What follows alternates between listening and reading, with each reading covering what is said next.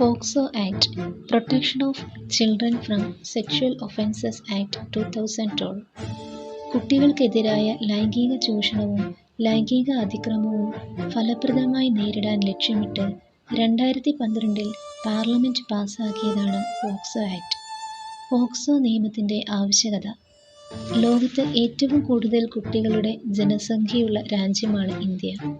2011 census data കാണിക്കുന്നത് ഇന്ത്യയിൽ 18 വയസ്സിന് താഴെയുള്ള 472 ദശലക്ഷം കുട്ടികൾ ഉണ്ടെന്നാണ്. ഇന്ത്യൻ ഭരണഘടനയിലെ ആർട്ടിക്കിൾ 21 കുട്ടികളുടെ സംരക്ഷണം ഇന്ത്യൻ പൗരന്മാർ ഉറപ്പു നൽകണമെന്ന് പറയുന്നു. കൂടാതെ കുട്ടികളുടെ അവകാശങ്ങൾ സംബന്ധിച്ച് UN കൺവെൻഷനിൽ ഇന്ത്യയും ഒപ്പുവെച്ചിട്ടുണ്ട്. പോക്സോ നിയമം നടപ്പിലാക്കുന്നതിന് മുൻപ് 2003 ഗോവ ചിൽഡ്രൻസ് ആക്ട് ആയിരുന്നു ഇന്ത്യയിൽ ചൈൽഡ് അബ്യൂസിന് എതിരെ ഉണ്ടായിരുന്ന ഏക നിയമം. 18 വയസ്സിൽ താഴെയുള്ള പെൺകുട്ടികളെയും ആൺകുട്ടികളെയും ഈ നിയമം സംരക്ഷിക്കുന്നു. നമസ്കാരം. നമ്മുടെ ലോകം വികസനത്തിന്റെ പാതയിലൂടെ മുന്നേറിക്കൊണ്ടിരിക്കുകയാണ്. എല്ലാ മേഖലകളിലും മാറ്റങ്ങൾ സംഭവിച്ചുകൊണ്ടിരിക്കുന്നു. വികസനങ്ങൾ വർദ്ധിക്കുമ്പോഴും മൂല്യങ്ങൾ നഷ്ടപ്പെടുന്നുണ്ടോ എന്ന് നാം ചിന്തിക്കേണ്ടിയിരിക്കുന്നു. ഇതിനുദാഹരണമാണ് കുട്ടികൾക്കെതിരെ വർദ്ധിച്ചു വരുന്ന ലൈംഗിക ആക്രമണം. ഇന്നത്തെ സമൂഹത്തിൽ സ്ത്രീകൾ മാത്രമല്ല, പിഞ്ചു കുഞ്ഞുങ്ങൾ പോലും സുരക്ഷിതരല്ല. അവരുടെ സുരക്ഷിതത്വം നമ്മുടെ ഉത്തരവാദിത്വമാണ്. പോക്സോ ആക്ടിനെ കുറിച്ചും ഏതൊക്കെ തരത്തിലുള്ള സംരക്ഷണമാണ് കുട്ടികൾക്ക് ഈ നിയമം വഴി ലഭ്യമാകുന്നത് എന്നതിനെക്കുറിച്ചും കൂടുതൽ വിവരങ്ങൾ പങ്കുവയ്ക്കാനായി ഇന്ന് നമ്മോടൊപ്പമായിരിക്കുന്നത് retired sub inspector of police George Kutty Kuruvila സാറാണ്. Sir, welcome. Sir, POCSO act protection of children from sexual offences act 2012 ഈ ലൈംഗിക അതിക്രമങ്ങൾക്കെതിരെ സംരക്ഷണം ഉറപ്പാക്കുന്നതിനും കുറ്റവാളികൾക്ക് കഠിന ശിക്ഷ ഉറപ്പാക്കുന്നതിനും വേണ്ടി ഇന്ത്യയിൽ നിലവിലുള്ള നിയമമാണല്ലോ പോക്സോ ആക്ട്. ഈ പോക്സോ ആക്ട് പ്രകാരം വ്യക്തികളുടെയും സ്ഥാപനങ്ങളുടെയും നിയമപരമായ ഉത്തരവാദിത്തങ്ങൾ എന്തൊക്കെയാണെന്ന് ഒന്ന് വ്യക്തമാക്കാമോ? വ്യക്തികൾക്ക് സ്ഥാപനങ്ങൾക്കും ഇതിനകത്ത് നിയമപരമായ ഉത്തരവാദിത്തങ്ങൾ നിർവചിച്ച് പറഞ്ഞിട്ടുണ്ട് പോക്സോ ആക്ടിൽ. അതൊരു സ്ഥാപനത്തിൽ നിൽക്കുന്ന ഏത് കെയർ ഹോമുകളോ മറ്റേതെങ്കിലും സ്ഥാപനത്തിലോ നിന്ന് പഠിക്കുന്ന കുട്ടിയോ വളരുന്ന കുട്ടിയോ ജീവിക്കുന്ന കുട്ടിയാണെങ്കിൽ ഈ കുട്ടിക്കെതിരെ ഒരു പോക്സോ ആക്ട് പ്രകാരം ഒരു കുറ്റകൃത്യം റിപ്പോർട്ടായി കഴിഞ്ഞാൽ അതിനെപ്പറ്റി വിവരം ലഭിച്ചു കഴിഞ്ഞാൽ ആ സ്ഥാപനത്തിൻ്റെ മേധാവി നിർബന്ധമായിട്ടും ബന്ധപ്പെട്ട പോലീസ് സ്റ്റേഷനിൽ വിവരം അറിയിക്കേണ്ടതാണ്. ഇതിനെപ്പറ്റി സ്ഥാപനത്തിൻ്റെ മേധാവിയല്ല, മറ്റ് സ്ഥലങ്ങളിൽ താമസിക്കുന്ന ഒരു ആൾക്കാണെങ്കിലും ഇങ്ങനെ ഒരു കുറ്റകൃത്യം നടന്നതായിട്ട് വ്യക്തമായൊരു വിവരം ലഭിച്ചു കഴിഞ്ഞാൽ, വിശ്വാസയോഗ്യമായ വിവരം ലഭിച്ചു കഴിഞ്ഞാൽ അയാളും ആ വിവരം ബന്ധപ്പെട്ട പോലീസ് സ്റ്റേഷനിൽ വിവരം അറിയിക്കാൻ ബാധ്യസ്ഥനാണ്. അപ്പോൾ ഈ പോക്സോ ആക്ട് കുട്ടികളുടെ വ്യക്തിത്വത്തിൻ്റെയും സ്വകാര്യതയുടെയും ഒക്കെ സംരക്ഷണം ഉറപ്പാക്കുന്നത് എങ്ങനെയാണ്? ഇതിന് ഒറ്റവാക്കിൽ ഉത്തരം പറഞ്ഞാൽ നിയമം ഇംപ്ലിമെൻറ്റ് ചെയ്യുന്നതിലൂടെ, ഈ നിയമം നടപ്പാക്കുന്നതിലൂടെയാണ് കുട്ടികളുടെ സ്വകാര്യതയും അവരുടെ സംരക്ഷണം ഉറപ്പാക്കുന്നത്. അതിന് നിയമം നടപ്പിലാക്കുക എന്ന് പറഞ്ഞാൽ ഇതേപ്പറ്റി ഒരു വിശ്വാസയോഗ്യമായ അറിവ് ലഭിച്ചു കഴിഞ്ഞാൽ ബന്ധപ്പെട്ട പോലീസ് സ്റ്റേഷനിലെ പോലീസ് ഓഫീസർ പരാതിക്കിരയായ ഒരു കുട്ടി പെൺകുട്ടിയാണെങ്കിൽ ഒരു വനിതാ സബ് ഇൻസ്പെക്ടർ കുറയാത്ത റാങ്കുള്ള ഒരു വനിതാ ഓഫീസറെ കൊണ്ട് കുട്ടിയുടെ മൊഴി രേഖപ്പെടുത്തേണ്ടതാണ് പ്രാഥമികമായിട്ട് ചെയ്യേണ്ടത്.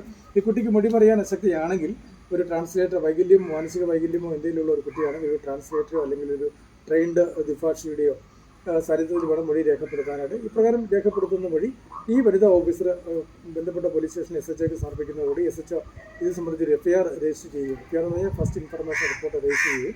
തുടർന്ന് ഈ യുദ്ധത്തിന് ഇരയായ പെൺകുട്ടിയായാലും ആൺകുട്ടിയായാലും ഉടനെ തന്നെ ഒരു ഗൈനക്കോളജിസ്റ്റിൻ്റെ അടുത്ത് കൊണ്ട് ലേഡി ഗൈനക്കോളജിസ്റ്റിൻ്റെ അടുത്ത് കൊണ്ട് മെഡിക്കൽ പരിശോധന നടത്തിച്ച് ഈ കുട്ടിയുടെ ശരീരത്തിൽ നിന്നും ആവശ്യമായ തെളിവുകൾ ശേഖരിക്കുക. ആവശ്യമായ തെളിവുകൾ ശേഖരിക്കുക എന്ന് പറഞ്ഞാൽ ഒരു പെനിട്രേഷൻ നടത്തിയിട്ടുള്ള ഒരു പെൺകുട്ടിയാണെങ്കിൽ മെജീനൽ ടെസ്റ്റ് നടത്തിച്ച് swab, smear, PB hair, foreign hair, ആ കുട്ടിയുടെ ശരീരത്തിൽ എന്തെങ്കിലും പരിക്കുകളുണ്ടെങ്കിൽ ആ പരിക്കുകൾ, മുറിവുകളെല്ലാം വ്യക്തമായിട്ട് ഈ ഡോക്ടറെ കൊണ്ട് ഒരു മെഡിക്കൽ സർട്ടിഫിക്കറ്റ് നോട്ട് ചെയ്യിച്ച് വാങ്ങിയിട്ട് പിന്നെ ഇതിലേക്ക് സാക്ഷിമൊഴികൾ രേഖപ്പെടുത്തി ഇതിലേക്ക് പ്രതിയെ കണ്ടെത്തി അറസ്റ്റ് ചെയ്തു. പുതിയ അറസ്റ്റ് ചെയ്യുന്ന സമയം പുതിയ ധരിച്ചിരുന്ന വസ്ത്രങ്ങളുണ്ടെങ്കിൽ ആ വസ്ത്രങ്ങൾ ശേഖരിച്ചു ഈ മെഡിക്കൽ ഓഫീസർ ഹാജരാക്കി തരുന്ന സാമ്പിളുകൾ ശേഖരിച്ച് ഫോറൻസിക് ലബോറട്ടറിക്ക് അയച്ച് പരിശോധന നടത്തിച്ച് അതിൻ്റെ തെളിവുകൾ ശേഖരിച്ചു അതിൻ്റെ റിസൾട്ട് വാങ്ങിച്ചു. പിന്നെ അന്വേഷണം നടത്തി മറ്റ് കേസിലേക്ക് പോലെ തന്നെ കുറ്റപത്രം തയ്യാറാക്കി കോടതി മുമ്പാകെ സമർപ്പിച്ച് കോടതിയിൽ നിന്നും വിചാരണ നടത്തി ശിക്ഷ വാങ്ങിക്കൊടുക്കുന്നവരെയുള്ള നടപടിക്രമങ്ങളിലൂടെയാണ് ഇവർക്ക് സംരക്ഷണം ഉറപ്പാക്കുക എന്ന് പറയുന്നത്. ഞാനൊരു കാര്യം ചോദിച്ചോട്ടെ, ഇങ്ങനെ മറ്റ് കേസിലെ പോലെ തന്നെ കോടതിയിൽ ഇവർക്ക് സാധാരണ പോലെ തന്നെയാണോ വിചാരണ നടത്തുന്നത്? അല്ലല്ല, അടച്ചിട്ട മുറിയിൽ മറ്റ് ആരും കാണാതെ ഈ പ്രതിയുടെ വക്കീലും പ്രതിയും പിന്നെ സാക്ഷിയും മാത്രമേ ഉണ്ടാവുള്ളൂ. ഈ കൃത്യത്തിന് ഇരയായ കുട്ടി മജിസ്ട്രേറ്റ് ജഡ്ജിയാണ്, ജില്ലാ സെഷൻസ് ജഡ്ജിയുടെ പദവിയിലുള്ള സ്പെഷ്യൽ പോക്സോ കോടതി ജഡ്ജിയാണ് ഈ കേസ് വിസ്തരിക്കുന്നത്. മറ്റാരും ഈ കുട്ടിയെ വിസ്തരിക്കുന്ന സമയത്ത് ആരും അവിടെ ഉണ്ടാകാൻ പാടില്ല. പിന്നെ പ്രത്യേകിച്ചും ഈ കുട്ടിയുടെ മൊഴി രേഖപ്പെടുത്തുന്ന അവസരത്തിലും പ്രതിയുടെ സാന്നിധ്യം ഒരു കാരണവശാലും ഉറപ്പാക്കാൻ ഉണ്ടാവാൻ പാടില്ലാതാണ്. അങ്ങനെ എന്ന് പറയുന്നത് തന്നെ മിക്കവാറും ഈ ബ്രോക്കൺ ഫാമിലികളിൽ രണ്ടാനച്ഛന്മാരുള്ള സമയത്ത് അല്ലെങ്കിൽ അമ്മയുടെ കാമുകര അങ്ങനെയൊക്കെ പീഡിപ്പിക്കുന്ന സമയത്ത് അവരുടെ സാന്നിധ്യത്തിൽ ഒരു കാരണവശാലും മൊഴി രേഖപ്പെടുത്താൻ പാടില്ല എന്ന് പ്രത്യേകിച്ച് തന്നെ ഈ നിയമത്തിൽ നിഷ്കർഷിച്ചിട്ടുള്ളതാണ്. പോക്സോ ആക്ട് പ്രകാരം ഈ ലൈംഗിക അതിക്രമത്തിനിരയായ കുട്ടികളെ പിന്തുണയ്ക്കാനും പുനരധിവസിപ്പിക്കാനും എന്തെല്ലാം നടപടികളാണ് ഉള്ളത്? ഇപ്പോൾ നമുക്ക്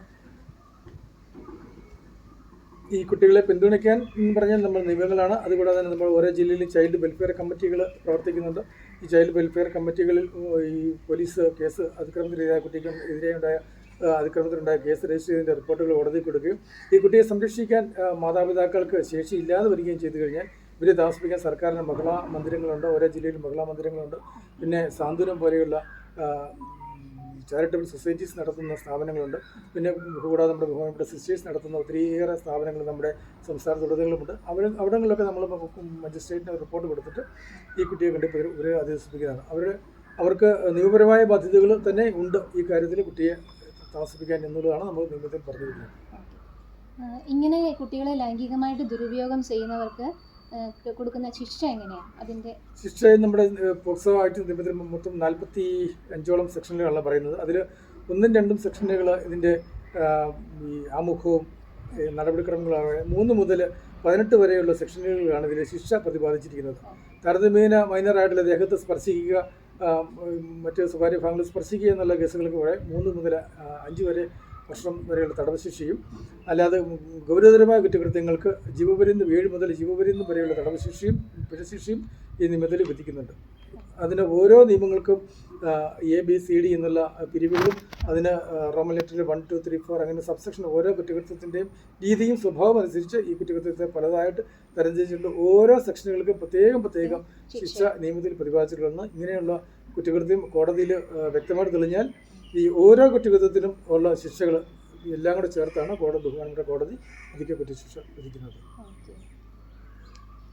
ഇങ്ങനെയൊക്കെ ഉണ്ടെങ്കിൽ പോലും പോക്സോ കേസുകളുമായിട്ട് കുട്ടികളും അവരുടെ മാതാപിതാക്കളും മുന്നോട്ട് പോകാൻ താല്പര്യപ്പെടാത്തത് എന്തുകൊണ്ടാണ്?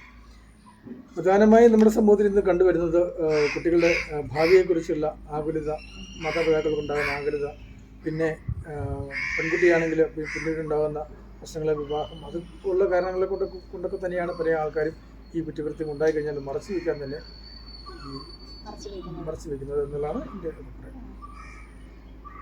ഇപ്പം ഒരു കുട്ടിയെ ലൈംഗികമായിട്ട് ആക്രമിച്ചു, അത് അറിഞ്ഞിട്ടും അത് മനഃപൂർവ്വം മറച്ചു വെക്കുന്നതിന് എന്ത് ശിക്ഷയാണ്? മറച്ചു വെക്കുന്നത് നമ്മുടെ നിയമത്തിൽ 6 മാസം മുതൽ 1 വർഷം വരെയുള്ള തടവ് ശിക്ഷയും പിഴയും രണ്ടും കൂടിയേ കൊടുക്കാനുള്ള വ്യവസ്ഥ നമ്മുടെ നിയമത്തിൽ വ്യക്തമായിട്ട് തന്നെ പ്രതിപാദിക്കുന്നുണ്ട്. ഏതൊക്കെ സെക്ഷൻസ് ആണ് പോക്സോ ആക്ടിൽ വരുന്നതെന്ന് പറയാമോ? ഓൾറെഡി ആദ്യമേ പറഞ്ഞു 45ാമത്തെ സെക്ഷൻ ആണ് അല്ലേ? 45 വരെയുണ്ട്. അതിനകത്ത് ശിക്ഷയും കുറ്റങ്ങളെപ്പറ്റി പറയുന്നതും ശിക്ഷാവിധികൾ പറയുന്നതുമായി 3 മുതൽ 18 വരെയുള്ള സെക്ഷനുകളിലാണ് പ്രധാനമായും പറയുന്നത്. അതിൽ തന്നെ ഞാൻ പറഞ്ഞപ്പോൾ സെക്ഷൻ 7 തന്നെ നമ്മുടെ ശരീരത്തിൽ സ്പർശിച്ചാലുണ്ടാകുന്ന സെക്ഷൻ, അത് ഒരു സെക്ഷനാണ് പോക്സോ ആക്ട് 7. അതിന് ശിക്ഷ പറയുന്നത് 8ലാണ്. പിന്നെ ഗൗരവതരമായ ലൈംഗികപരമായ കടന്നുകയറ്റം ശിക്ഷ 5ൽ പറയുന്നുണ്ട്, 6ൽ പറയുന്നുണ്ട്, 7ൽ പറയുന്നുണ്ട്. അതിന് കുറേ സെക്ഷനുകളുണ്ട്.